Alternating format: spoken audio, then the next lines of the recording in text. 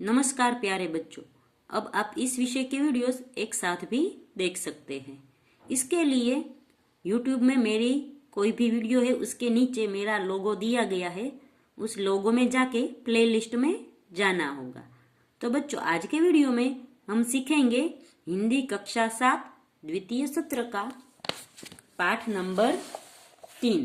पाठ का नाम है सच्चा हीरा।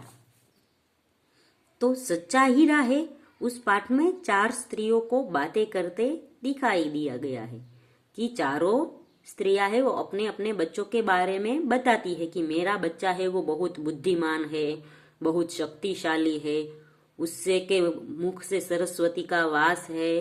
पर चौथी स्त्री है वो कुछ नहीं बोल पाती।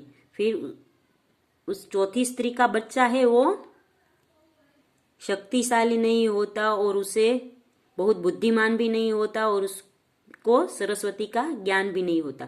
पर उस चौथी स्त्री के बच्चे का कर्म बहुत अच्छा होता है। इसलिए यहाँ पर से ये 4 स्त्रियां बात कर रही होती है तो पीछे से एक बुढ़िया आती है और वो कहती है कि जो चौथी स्त्री का बेटा है वही सच्चा हीरा है। तो हमें देखना है कि ये चौथी स्त्री का बेटा है जो न ही शक्तिशाली है, ना ही बुद्धिमान है और ना ही उसमें सरस्वती का वास है। फिर भी ये बुढ़िया है वो उसको सच्चा हीरा क्यों कहती है। सूर्य अस्त हो रहा था। पंछी चहचहाते हुए अपने अपने नीड यानी घोंसले की ओर जा रहे थे।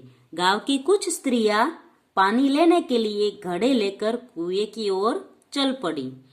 पानी भरकर कुछ स्त्रियां तो अपने घरों को लौट गई, परंतु उनमें से 4 कुएं की पक्की जगत पर बैठकर आपस में इधर उधर की बातें करने लगी। इधर उधर की बातें करना यानी अपने आजू बाजू पास पड़ोस या गांव की बातें करना, यानी हम कह सकते हैं कि गप्पे लड़ाना।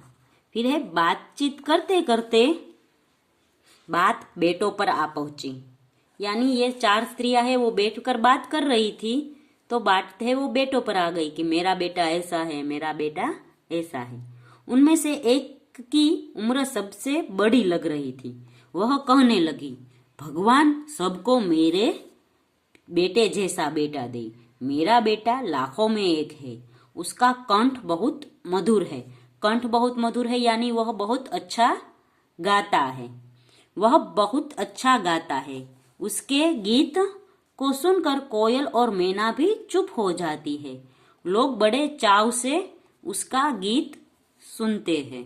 बड़े चाव से यानी बड़ी इच्छा होती है कि सब लोगों को उनका गीत सुने। आगे है, उसकी बात सुनकर दूसरी स्त्री का मन हुआ कि वह भी अपने बेटे की प्रशंसा करे। उसने पहली स्त्री से कहा, मेरे बेटे की बराबरी कोई नहीं कर सकता।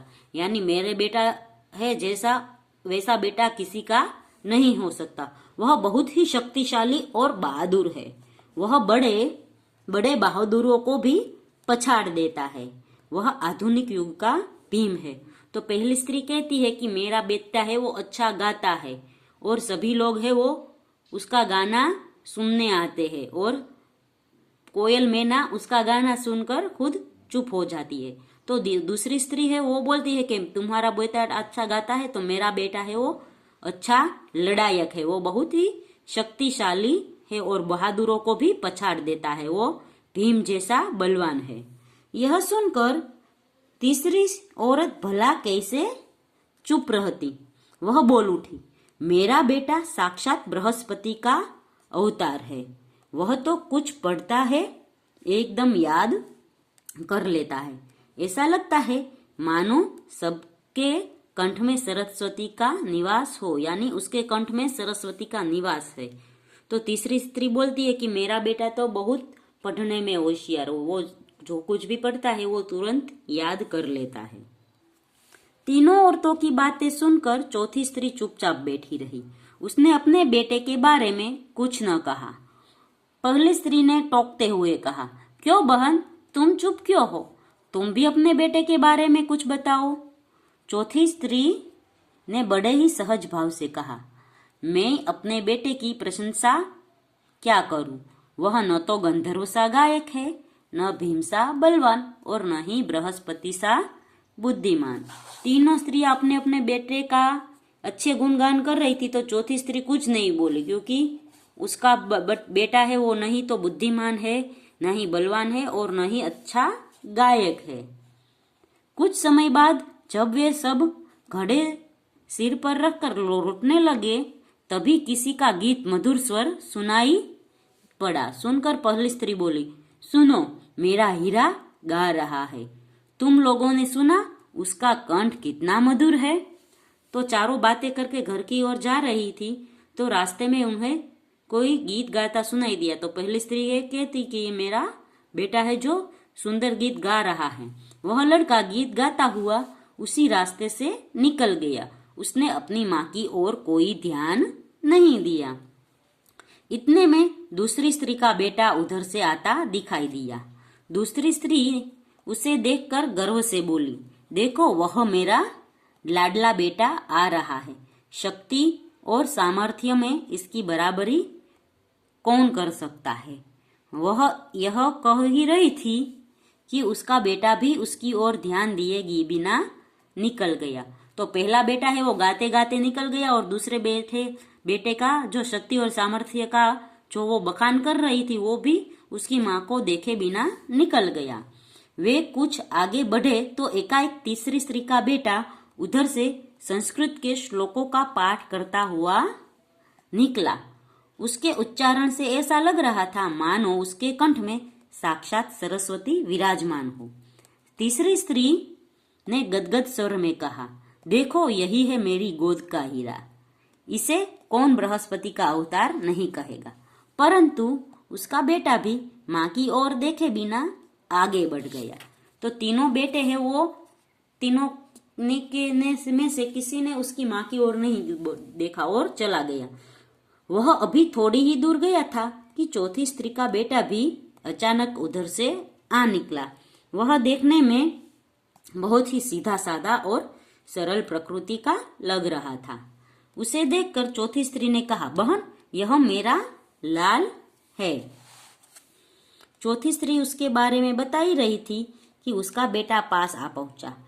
अपनी माँ को देखकर वह रुक गया और बोला, माँ, लाओ, मैं तुम्हारा घड़ा पहुंचा दूं। मना करने पर भी उसने माँ के सिर से पानी से भरा घड़ा उतारकर अपने सिर पर रखा और घर की ओर चल पड़ा। तो तीनों स्त्रियां हैं वो अपने बेटे का गुणगान कर रही थी, पर तीनों स्त्रियों में से किसी के बेटे ने उसकी ओर नहीं देखा।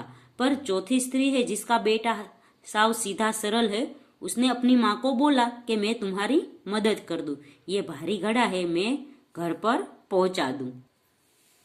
तीनों औरतें बड़े ही आश्चर्य से चौथी स्त्री के बेटे को देखती रही।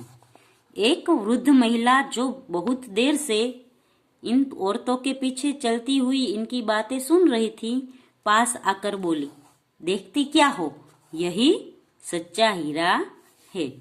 तो यहाँ पर बुढ़िया है वो चौथे स्त्री है, उसके बेटे को सच्चा हीरा कहती है, क्योंकि वो भले ही बुद्धिमान ना हो, बलवान ना हो और उसमें कोई भी सामर्थ्य ना हो और गंधर्व सा गायक ना हो, पर उसके अंदर है जो माँ के प्रति लगाव है, माँ के प्रति प्रेम है, वो अपने कर्मों में दिखता है, जो तीनों लड़कों के कर्मों में नहीं दिखता था। तीनों लड़के आए और अपनी माँ की ओर देखे बिना चले गए, पर ये चौथा लड़का है वो अपनी माँ के पास रुका और उसके सहायता करने लगा। तो बच्चों, इससे हमें यह शिक्षा मिलती है कि हमें भी भले ही हम अच्छा पढ़े लिखे, हम बहुत ही बलवान बन जाए, हम अच्छा गायक बन जाए, पर हमारे अंदर है वो अभिमान कभी नहीं आना चाहिए। हमें है वो अच्छे कर्म हमेशा करने चाहिए और किसी को भी नीचा नहीं देखना चाहिए। हम भले ही बहुत बड़े हो जाए, पर हमें है वो अभिमानी नहीं बनना चाहिए। तो बच्चों, यहाँ पर पाठ खत्म होता है। अगले वीडियो में हम इस पाठ का अभ्यास सीखेंगे। तब तक के लिए गुड बाय, टेक केयर।